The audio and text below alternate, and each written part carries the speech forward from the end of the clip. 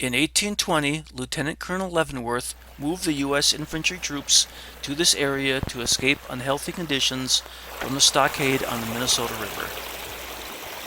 The clear Coldwater Spring helped restore the soldiers and their families who lived in tents and elm bark huts at this location for 3 summers while they built the permanent stone fort, Fort Snelling.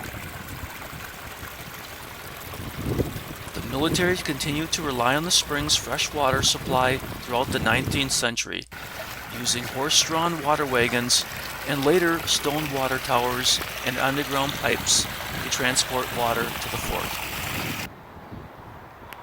Non-military settlers lived in this location from 1821 to 1840.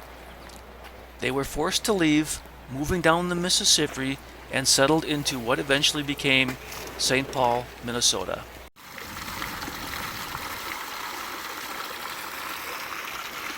Today, this spring is all that remains of Camp Coldwater.